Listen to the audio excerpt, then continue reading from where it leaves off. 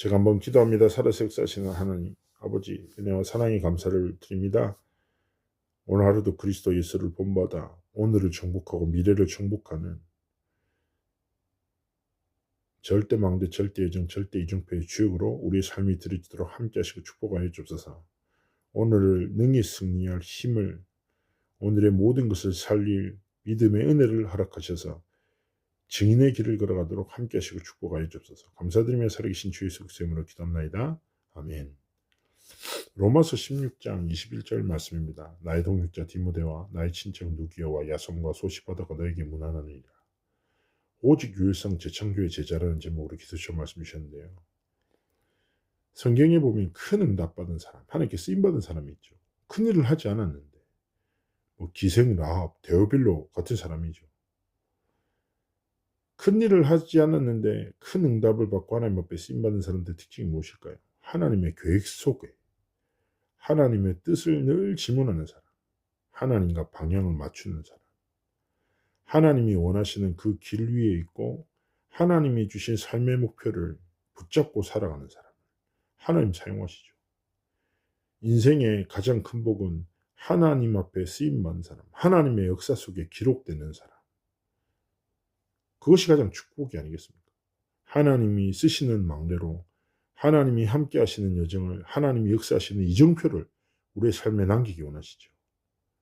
그리고 하나님은요, 복음만 전하는 교회를 사용하시고 이 복음만 전하는 목사를 통하여 세계복음의 연약을 성취시키시고 그 교회와 목회자와 중직자들이 함께 렘넌트를 키운다.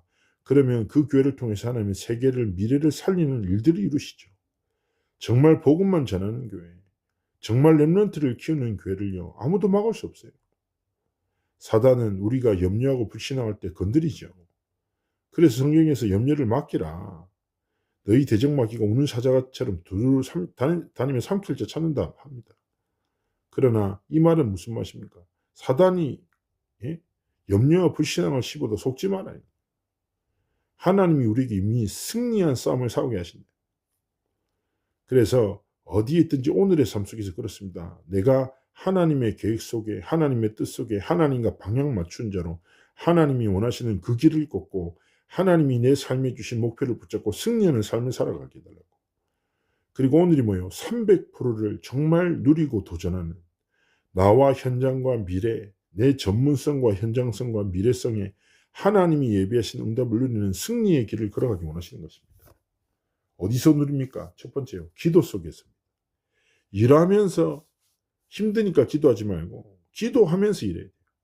기도 속에 우리의 모든 삶의 시작과 과정과 결론이 있기를 원하시는 것이죠. 기도 속에서 예배를 드리는 사람은 예배 속에서 모든 것을 봐요. 굉장한 것을 보죠. 기도 속에서 사건과 사람을 볼 때 우리는 무엇을 보게 되십니까? 24의 기도 속에서 모든 것을 회복하고 25 응답으로 모든 것을 시작하고 영원이라는 작품을 향하여 정말 도전하는 하나님의 역사를 누리는 증인으로 서게 되는 것입니다. 그래서 기도 속에서 모든 것을 시작하는, 그래서 기도 속에서 모든 것을 회복하는, 기도 속에서 모든 것을 변화시키는 참된 기도의 사람으로 현장에 서시기를 주 이름으로 축복합니다. 그리고 두 번째는 무엇입니까? 숨은 자리에서 숨은 응답을 받아야 됩니다. 내가 있는 곳에 무엇이 숨겨져 있습니까? 하나님이 영세전에 숨겨두신 것, 가는 장소마다 일마다 숨겨둔 것을 주시고, 더 중요한 것은 미래를 준비할 필요가 없어요. 기도 속에서 하나님이 예비하신 미래를 꿈꾸고 찾아가면 되는 겁니다.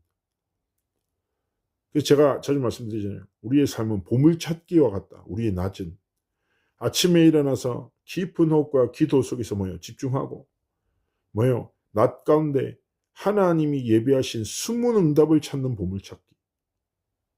문제 속에, 일 속에, 사건 속에, 갈등 속에 하나님이 숨겨두신 응답을 보는 중요한 기도의 비밀 속에서 모든 것을 회복하기 원하시죠. 세 번째 무엇입니까?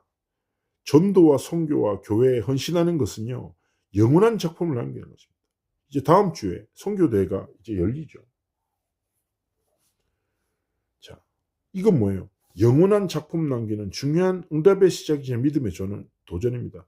2, 3, 7, 5천 중에 중요한 지도자들이, 영적 지도자들, 선교사들이 다 한국에 모여서 함께 찬양하고 하나님 주신 말씀으로 다시금 선교를 결단하고 2, 3째 로천종족 살릴 하나님의 역사를 두고 나의 지역에 1,000망대를 세우라 라는 제목으로 도전합니다. 얼마나 중요한 시간표입니까? 하나님은 그런 시간표에 뭘 주십니까? 여호와의 영원한 말씀을 주십니다. 그 말씀의 능력으로 영과 홍모욕을 치유하시고 그 말씀을 통하여 하나님의 절대 계획을 붙잡고 도전하도록 하나님 축복하시는 것이죠. 그래서 말씀 속에서 하나님이 내 인생에 예비하신 전도와 선교와 교회를 향한 영원한 작품 남기는 삶과 길을 걸어가기 원하시는 것이죠. 인생이 살다가 죽음이 꿈 같습니다. 그러나 전도의 열매, 선교의 열매, 성전의 열매를 남기고 렘넌트라는 열매를 남기는 영원한 작품 남기는 하나님이 보시기에 가치 있는 인생.